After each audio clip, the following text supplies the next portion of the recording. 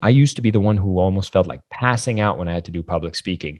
I had one of my talks that was so bad in university, I had to hold a piece of paper. And there's nothing worse than holding a piece of paper when you're nervous and you need to talk because that thing makes noise and it starts shaking. And then you're hearing it. And the more you're hearing it, the more you're nervous and the louder it gets. And everybody's watching you, cringing at the sight of you just being there, breaking into pieces. And that was me.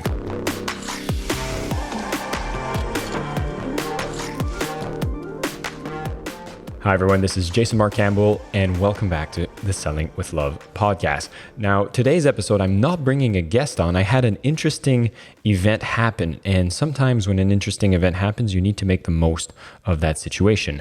I had two guests that were supposed to come for one of these workshops I do for Mindvalley members. These are workshops that are in the theme of entrepreneurial knowledge that they can apply in their business. And 15 minutes before they were supposed to come on the show, I get a notice that they cannot make it to the call. Now, we had thousands of people register for this session, and I was like, wow, I do not like wasting time, especially for the people that are dedicated to show up on time and ready to learn about how to communicate effectively. And so instead of, being prepared to show up on the call and telling everybody, sorry, we're canceling the class, I thought, hey, I think I know a thing or two about communication.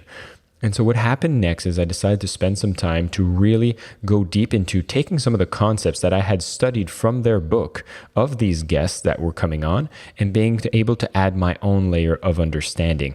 And I pulled from some of the greatest minds that I've had a chance to study as well. And we go through the concepts of ways to communicate effectively. And what ended up was one of the most magical classes I could do with the people that were on the call. And so for today, you will get to experience this session yourself. And if ever you want to be a part of the members of Mindvalley who actually get to study material and come on these sessions live with me every week, I'm going to put a link in the show notes so you can find out how you can become a member yourself, because there is a way to get started with a free trial, and you'll see all the details are going to be provided in that link below.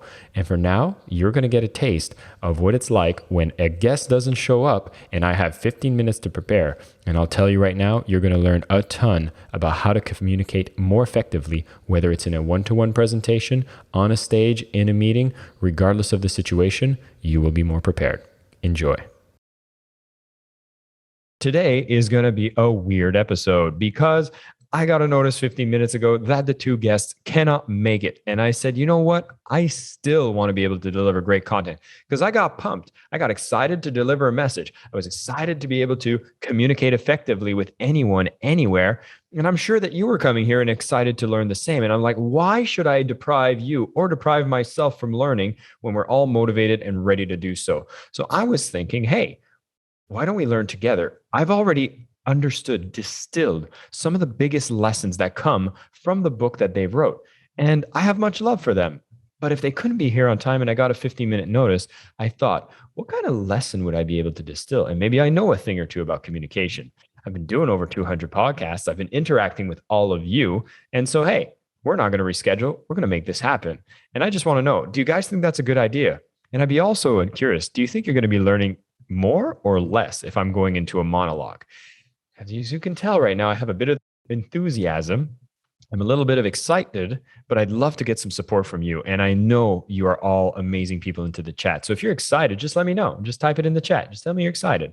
And maybe the more excited you are, the more excited I'll be. And the more you'll get to learn, and the more that we'll be able to have some fun together. And I'll tell you even this, one of the most important things within the book is they put together a image. And in this image, they actually show you how to structure any presentation so you can start strong, finish strong, and support in the middle. And I actually found that image and I'm going to share it with everybody here. It's a public image, so it's not like I'm stealing anything, but I still was able to find it. And then from there, we're going to be able to go deeper into it. And so for those of you who are showing the excitement, I'm feeling your energy right now and I'm ready to teach. And so for that, we're going to talk about how to communicate effectively with anyone, anywhere. Now, The guests themselves, I'm going to read a bit of their bio because I do want to pay a bit of honors to the inspiration for today's call. So we had Dan Bullock as well as Raul Sanchez. They're both professors at NYU. If we look at Dan Bullock, he was actually a faculty instructor teaching public relations, marketing, business intelligence within NYU division programs in business, right? But he also specialized in English second language in both academic and professional contexts. So a lot of cross-cultural engagements was there. And this is a big part of what they were teaching. And then Raul himself, he was actually an award-winning journalist in creative writing who was a full-time faculty member there and the Division of Languages and Humanities.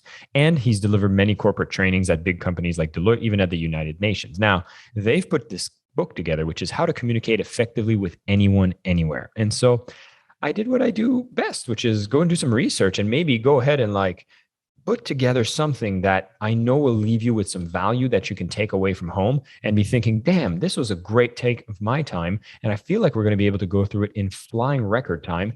And this is going to be covering their concepts, but I'm going to hold back on some of the things that I know within communications because I've taken plenty of public speaking workshops. I've practiced this on stages, virtually and in person, and one-to-one sales interactions as well. So possibly there's going to be some questions you have, and I will feel competent and qualified to answer them. So remember, do use the Q&A box because this will be a fun time that I can bring you on.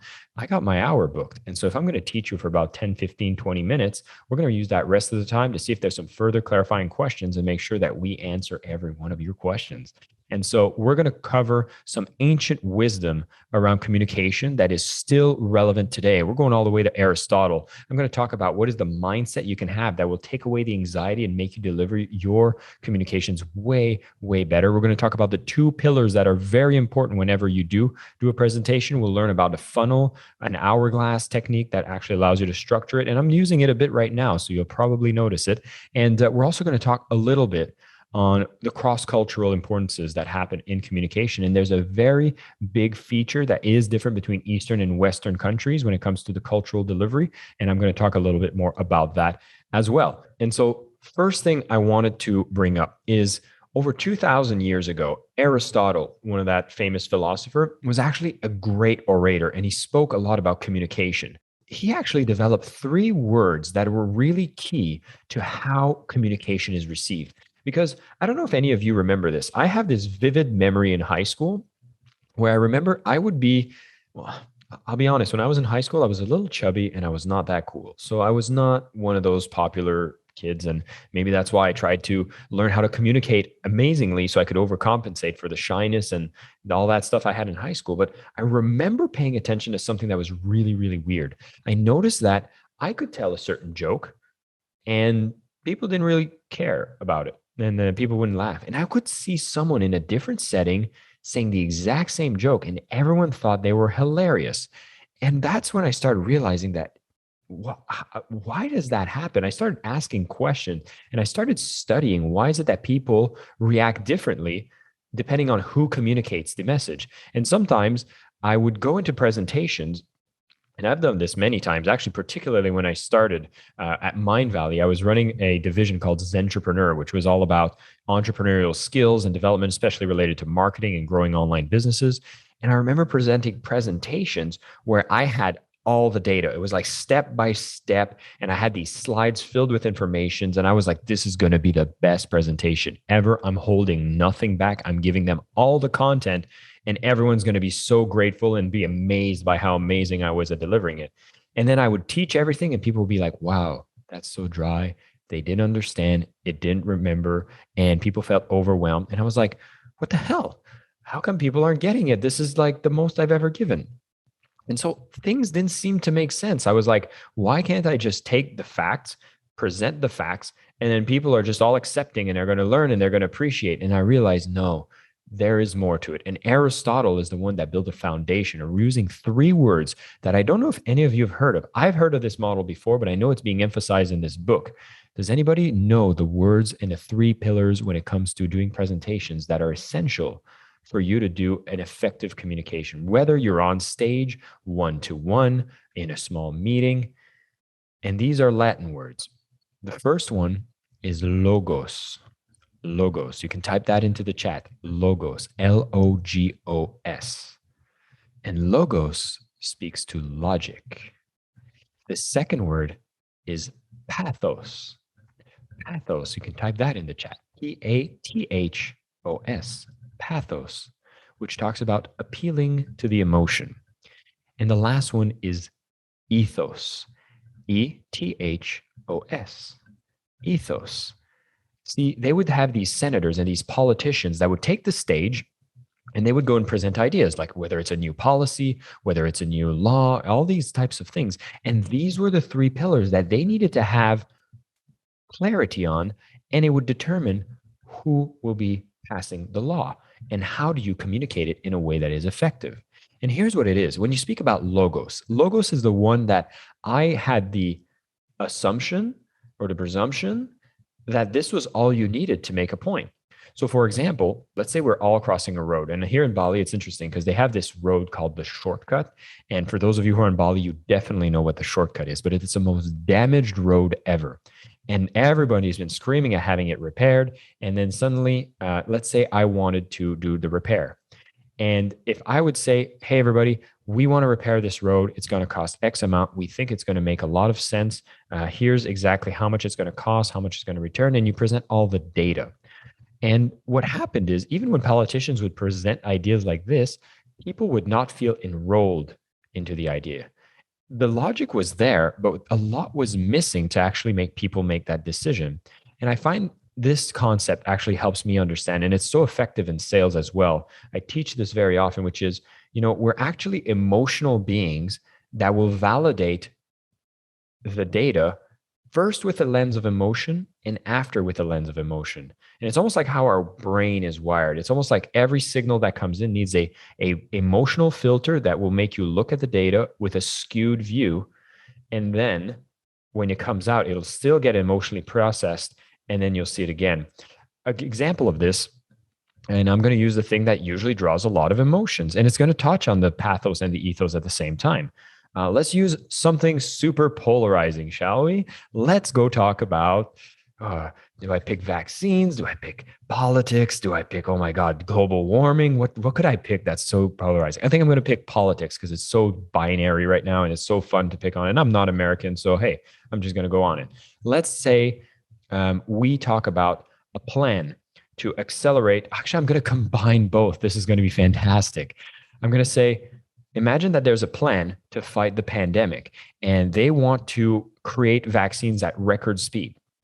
And to be able to present, to make this happen, there's going to be a budget set aside to fund a ton of companies that are going to develop this vaccine at the fastest pace. Now, I don't know or care on which side of the spectrum you are when it comes to your political leniency or your approval of vaccines, et cetera, but it doesn't matter. Here's what's interesting. If you are someone that leans into a certain group, such as Democrat, and this idea is being proposed by the Democrats, you would be more in favor of supporting it. Versus if you were more of the Republican and this was being proposed by a Republican, you would be more in favor of supporting it. But if a Democrat presents an idea and you're a Republican, you would be naturally more willing to reject it, look at the negatives. And so we start realizing, hey, wait a second, it's not just about how the idea is. We always look at it through a lens. And those are the two lenses that actually make so much more persuasion happen. Now, the pathos one, the appeal to emotion. If I was talking about this shortcut, which is this road we all want fixed, I could tell the facts, I could talk about the logos, and I'm not denying that the logos is important. The logic foundation needs to be there. So whenever you do a presentation, whenever you try to communicate, ensure that you have decently researched and logic presenting your argument that will have a net outcome and that can be understood logically. That's almost like the baseline of every one of your communication, but it's not going to be the glue and it's not going to be the home run. It's just going to be the foundation, and it's not enough. So again, I could present the facts and figures, but nobody is going to take action. When you talk about pathos, it's about how do you speak to people's emotions, right? And here would be an idea or an example of getting this road repaired where I wouldn't talk about the logos, the logic. I would speak to the emotions, and it would use something like this. I could say, the other day I was driving down the shortcut and I couldn't find myself more shocked to realize that there were two people that had fell off the shortcut with their scooter, and they were out in the mud and they were completely soaked. There was one person, their leg was completely scratched, and you could tell that they were in pain. We actually went to get the ambulance, and then they actually got to go to the hospital. And thank God nobody got seriously injured. But this is something that happens time again. They were young people, they were just very young, and already they started the year with an injury. The child that was sitting at the back of that scooter that also fell down was supposed to go to their first day of school, and they missed it. And now they get to miss the first 2 weeks. And that's just because we have continuously delayed the repair of this shortcut. This road needs repair. And I'm tired of seeing people's lives being affected with the fact that they cannot even go to school with a road that decently gets them there without any troubles, without any accidents. And I think the people here deserve to at least have a safe way to get to their school so that we can actually support education for everybody. Who would be in to repair the shortcut? Because I've made the budgets, they are being presented here, and we know that the effects are going to be great and it's not actually going to pay for itself. Ooh. Once you start bringing emotions, ooh, hold on. Have we seen this before? Who does the pathos more than anyone? It's politicians. Politicians, again, this is a method from Aristotle. For politicians to move any kind of decision around any policy, it's about the children. It's about the working class people. It's about equality. It's about doing the right thing. All of these words that I've just used are ways to talk to emotion. And the way you speak to emotions is using this little tool. Can anybody think of what is the tool that always gets to communicate stories? It's the most important pillar in any persuasive message, any presentation, anytime you communicate. People don't remember facts and figures. People remember. Can anyone fill the blank? Type it in the chat. I want to see who's going to be paying attention and who's going to be.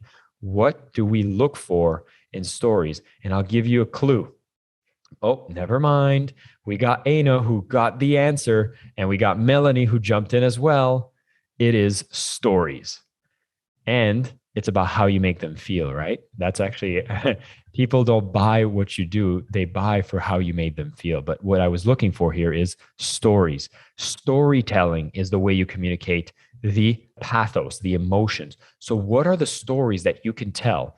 And listen, whenever you want, if you listen to any interview, you listen to any podcast, I could go, like I could have been here and I could have said, hey, everybody, I want you to know Aristotle wrote a work called The Rhetoric, and he talks about the 3 elements for persuasion, which is logos, appeal to the logic, pathos, appeal to the emotion, and ethos, appeal to credibility. So make sure you have facts, make sure you appeal to the emotion with stories, and of course, make sure that your source is credible because that credibility is everything.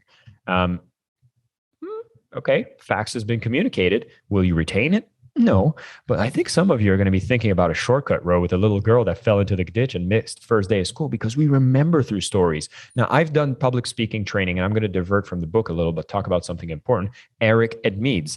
A lot of you are students of WildFit. A lot of you are students of his business blueprint as well. I went to take public speaking courses with him. And again, it's something that's being reinforced. Stories, stories, stories. Whenever we were prehistoric humans and we were actually sitting around a fire, the way that we learn to survive and grow is by telling each other hunting stories. So we could learn that, hey, did you know that the tiger, if you actually brush some sand in its face first, it'll be dazzled for about 2 seconds, and then you can take your spear and you can jab it.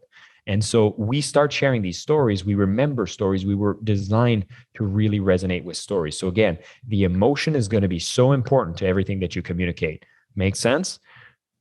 The last one, the ethos. I kind of jumped the gun here because I kind of made that example with the Democrats and the Republican called the Joe Biden, the Donald Trump. But this is the ethos, right? This is the credibility. And this goes back to that example in high school.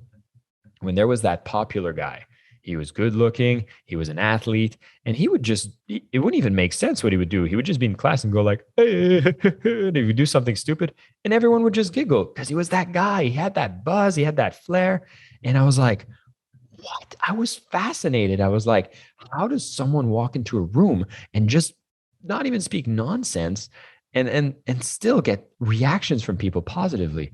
And again, this is the ethos. And the message I want to give with that is your reputation and your credibility is a very, very important currency. I would not want you to discredit this because that is going to be one of the key things that actually allows you to communicate effectively. Let's talk about an example that's close to home.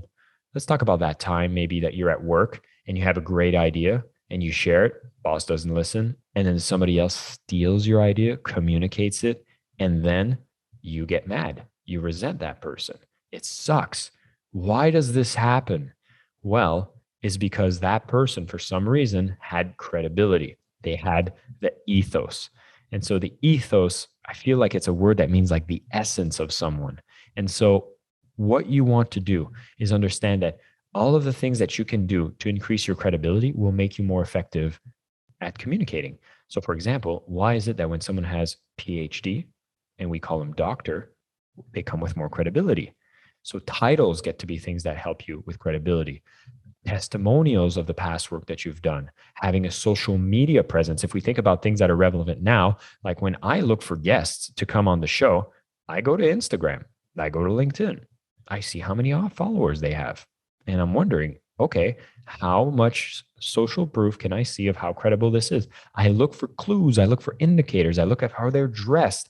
I look for anything that can give me some data to make me understand what kind of credibility they have. And where the bigger the stakes, the more you need to be clear on what you take stances on. And so that's why you're going to see the big divides that happen between, some of the bigger politicians, which some of them will choose an ethos, stay to that ethos, appeal to a certain demographic, and might repel everyone else. But within their demographic, they will be a hero. Within everyone that is not their demographic, they will be a demon. And so your credibility, number one, the more you operate from trust, the more you operate from integrity, these are going to be the things that at least give you this foundation of trust, which is going to be the most important currency when it comes to delivering your content. So if someone that you have no idea who they are, and they just come and teach you a lesson about a scientific paper, and they're not a doctor, they've never done research, they're just like, I was in my basement and I thought that these things were true, you would doubt the communicator. So who the messenger is makes a big impact. So always manage your reputation. And a clue that I would give, or a tip I could give for the workplace, is if you notice someone that actually has this credibility, make that person a powerful ally. And whenever you have powerful ideas, understand that if you are more dedicated to the success of that idea, that you would want to do best to align yourself with these credible people, because they're going to be the ones that will break down the barriers and move it forward. And you're going to want to ally yourself with these people, learn a few tricks along the way, and if you be able to borrow credibility in the process. A fun example with this is if you're in business, you're an entrepreneur, what are the brands you can associate yourself with to actually boost your own ethos? A good example here is myself. I choose to speak on the Mindvalley platform because there are some values that are very clearly communicated with Mindvalley that I love and respect. And I know that by being on this platform boosts my own ethos. And so think about, who do you associate yourself with and what platforms you want to be associated with so that you can actually have more credibility. We've probably seen these web pages, right? Where you see someone that has a book already, credibility, or has logos of places that they've spoken with or companies they're affiliated with, has been seen on stage like TEDx. Doing a TEDx talk is usually there. People don't get paid to do a TEDx, but it builds their ethos. Is this making sense? Right now, we just covered the three things from Aristotle's work: the rhetoric, the logos, the pathos, and the ethos. So when it comes to communicating, I know most of you said this is the first time you hear these three words, but here's the key things to remember. The logic is the foundation. The stories is the glue, and the ethos is going to make or break the message. And so if we go back to those, ancient times, people that would go and pitch ideas, there would always be a senator that would be very powerful, and everyone would try to get that person to approve because everyone looks for social signals. And so be aware of ethos. And I would say from today's world, where it's an attention economy, our attention is so low. The ethos, I feel personally, is the one that is starting to matter more and more because people are getting lazier and lazier. We have so much content. We have so many places that our time could be used. You choose to spend your time to things that's the most important, and you're going to look clues, whether it's past experience, whether it's all the signals, the indicators, the headlines. What is it going to make it so that this is worth your time? And you're going to use your logos to go, okay, like for example, today you were looking, okay, how to communicate effectively with anyone, anywhere. How important is that? But then you probably looked at who the speakers were. And if I would have told you that the speaker was Jay Shetty, right? And then you're like, oh, Jay Shetty, I love Jay Shetty. This is ethos at play, right? So notice your own behaviors around how willing you're about to spend your time and why we idolize celebrities so much. I mean, we listen to Matthew McConaughey's opinion over a scientist just because of ethos, right? And so I'm not saying it's good or bad. I'm just telling you, I feel that this is actually the reality of what we're seeing right now. So I'm seeing some positive right now. Hey, this was a big part that I want to make sure to teach. I think it's a fantastic foundation for communication. And if you always keep this in mind, get your stories ready, make sure you have your facts and figures, and then you're going to be able to work on your own reputation. Now, I wanted to talk about something else talked about in the book, how to communicate effectively with anyone, anywhere. But first, let's take a fun moment to all take a breath because we're moving fast. And I'm hoping you're enjoying this pace because I certainly do. So from here, you can take a deep breath from the nose. And everyone around you thinks you're strange, but I'm alone in my house, so that's not a problem. So now I want to go to the second part, which is actually what is your emotion going into it? And this I think was something that aligns very close to my own methodologies, which I talk about, which is selling with love. But any person here who is nervous at communicating, from 1 to 10, let's say 10, you're paralyzed. 1, you are cool as a cucumber. Where would you rate yourself when it comes to how nervous you are about communicating in general, whether it's doing a presentation to a small group, an audience, having a conversation with your boss, and just throw a number in the chat. I just want to see what's going on here.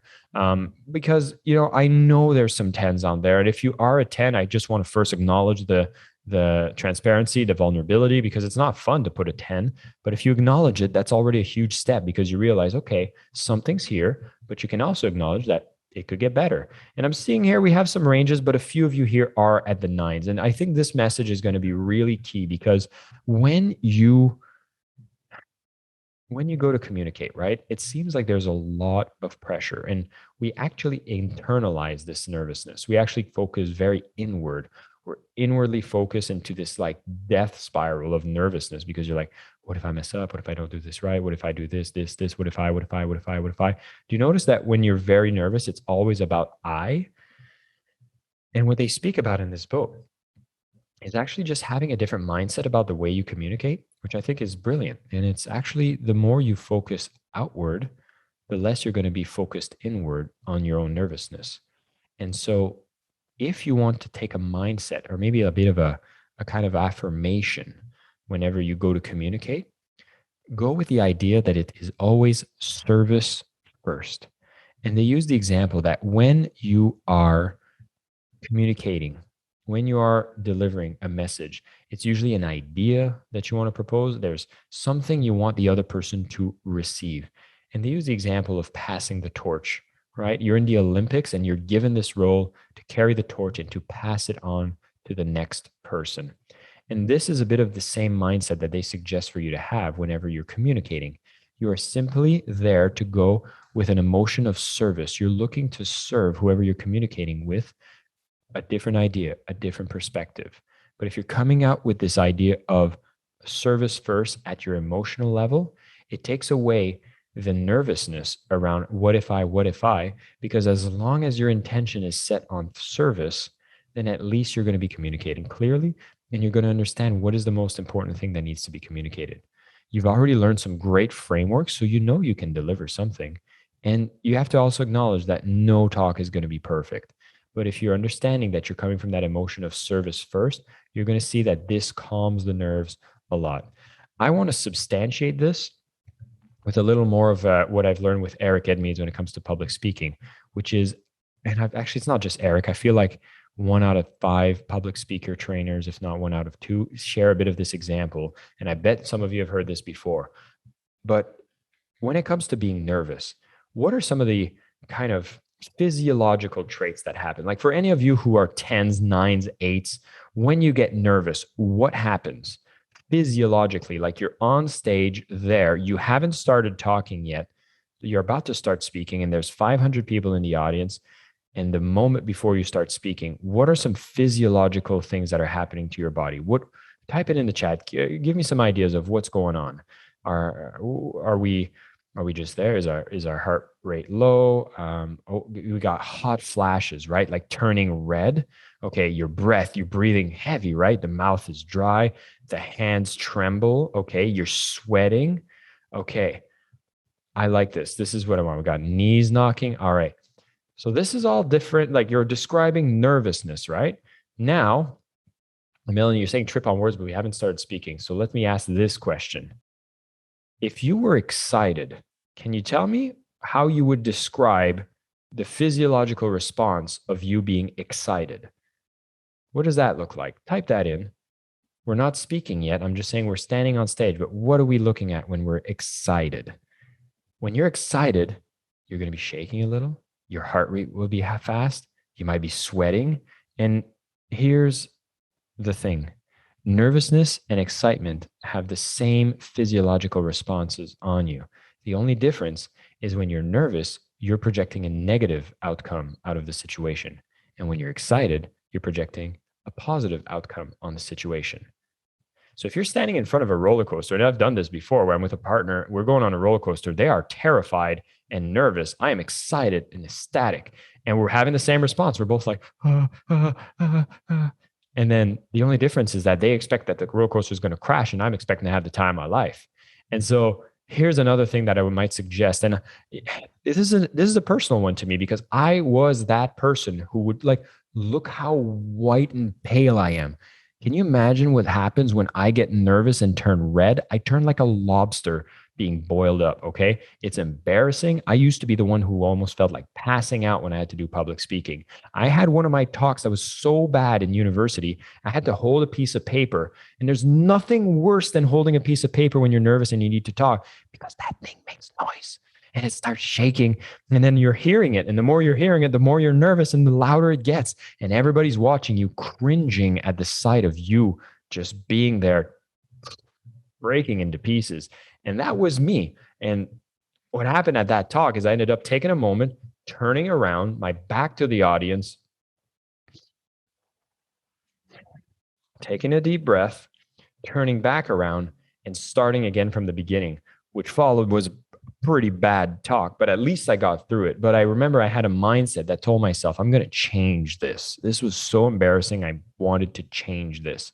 And it's very funny how there's a lot of public speakers that are out there that usually have a story about how they were terrible speakers and then they became great at it. And it's, I think, because when you get that bad at public speaking, you have the urgency to change it.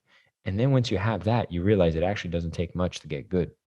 That was the most surprising thing. It doesn't take that much to get better, because what I ended up using was affirmations, which I didn't know it was called that, but I remember just tricking myself that I love public speaking. I'm great at it. I was telling everybody in a group, put me in your group. I'm great at public speaking. I'll be able to help everybody. And the key was I didn't need to write the project because they would nominate me to be the speaker. And so they said, we'll take care of the project. We'll do all the research, all the writing. You just go out there and speak. And I was like, yeah, I'm great. And deep down, I was like, oh my God, I'm freaking out. But it didn't matter. I just kept doing it, kept practicing. And then eventually I got better. And now look, I do it for a living. It's weird, right? So just keep in mind that if you go with a service first approach, which again, you're just going in there saying that I'm just here to deliver the torch. And if you want to use affirmations, if you want to lie to yourself for a while, just to force yourself to practice more, because practice makes progress. If we're fans of Jim Quick, right? Practice makes progress. And that's what happened. I ended up doing enough presentations that I got good at it. And I just charged into it, right? For those of you who might be fans of Habits of Ferocity, whenever a runner sees an uphill, what do? They start running faster. So whenever I had a challenge of a public speak, I just, take it on, do it. And I would watch myself on video too, so I could improve, but those are some advanced techniques. That being said, I would just go out there and do it. If you have the service first approach, your emotions are going to be in a much better place. So that was another big thing that was being shared in this book.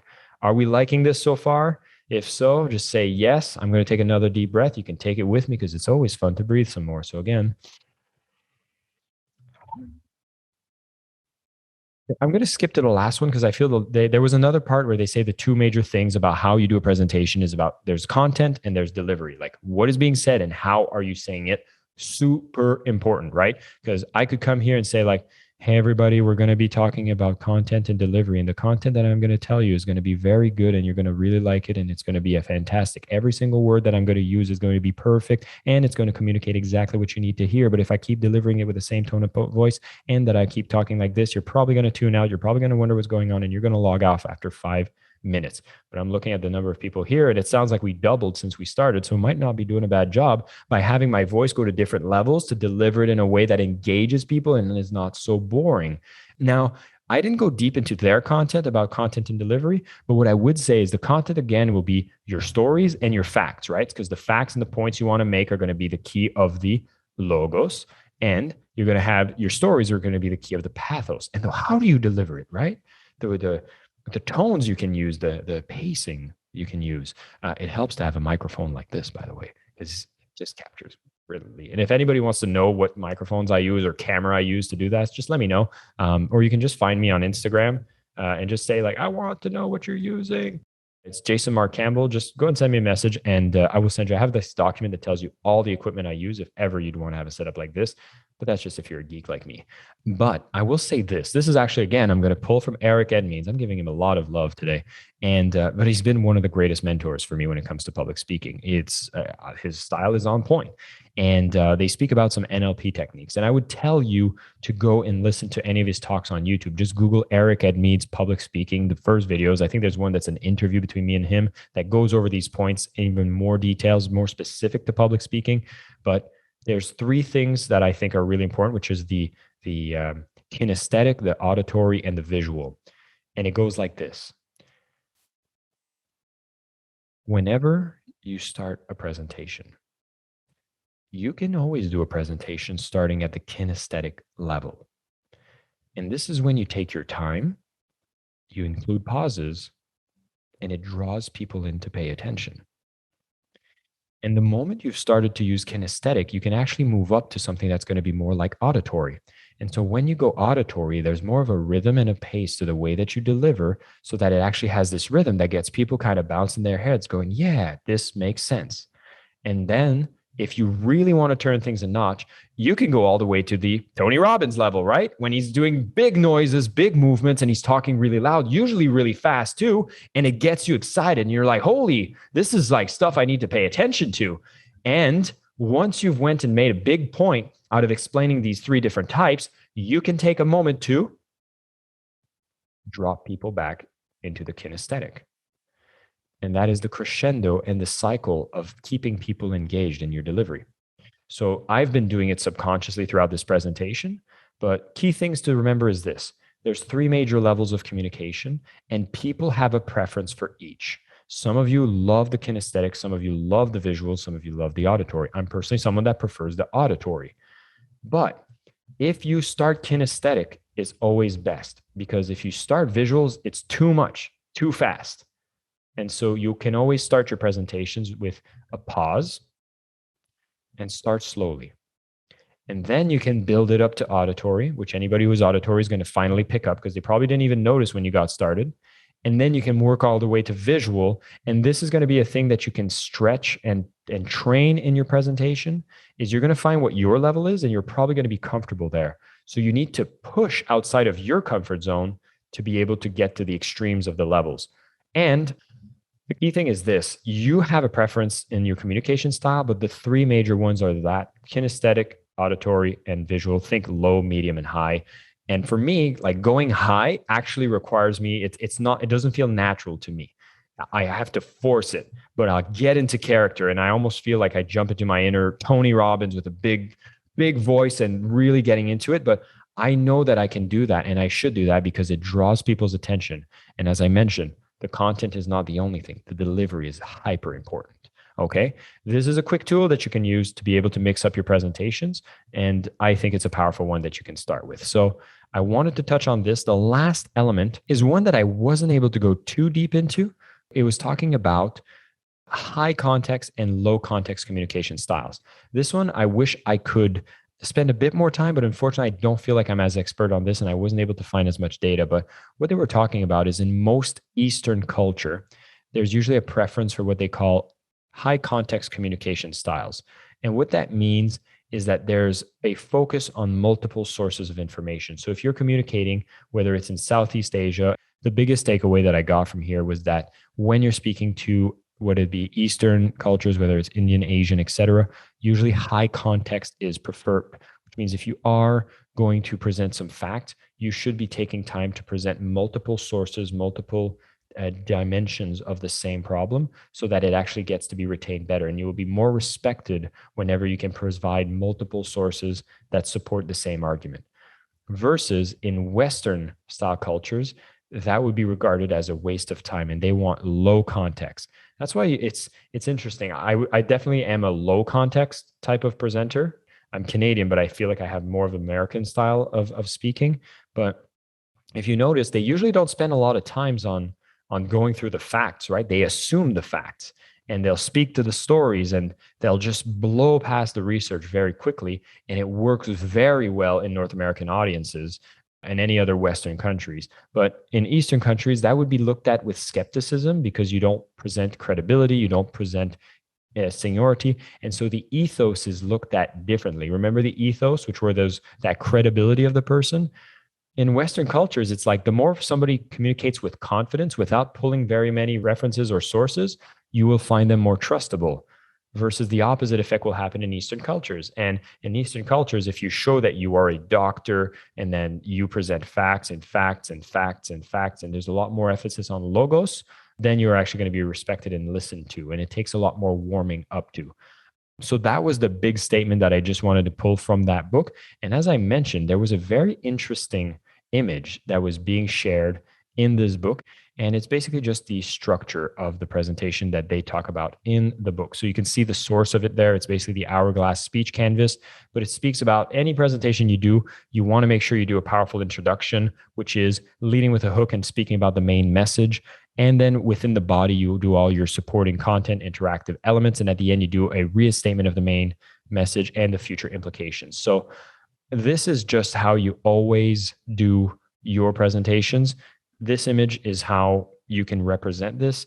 They go much deeper into the book, but what I would say is if you've noticed the way I've started this conversation is I all had an important message about how it was fantastic to be able to learn communication. I knew I'd be able to deliver something of value for everybody here.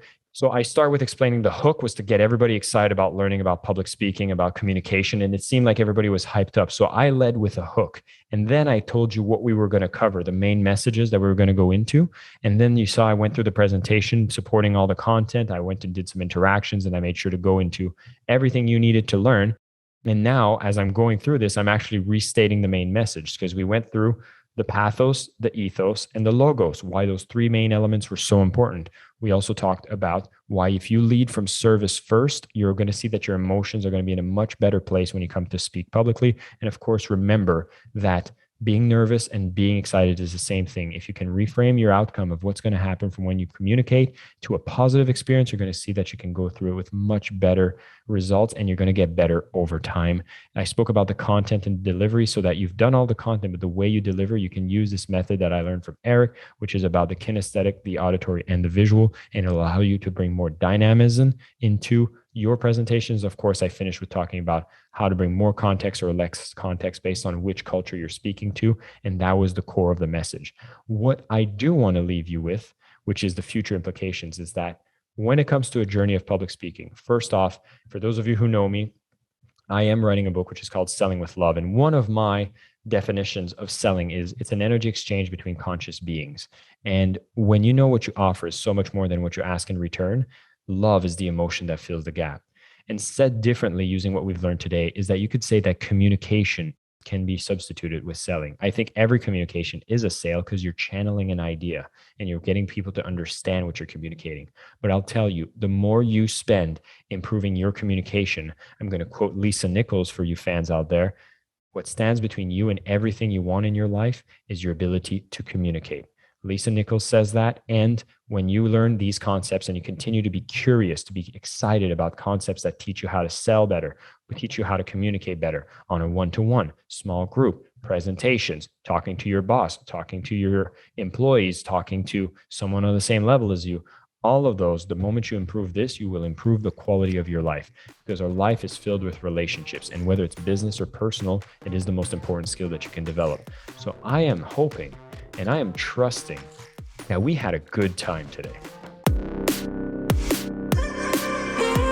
I am your host, Jason Marc Campbell, and this is the Selling with Love podcast.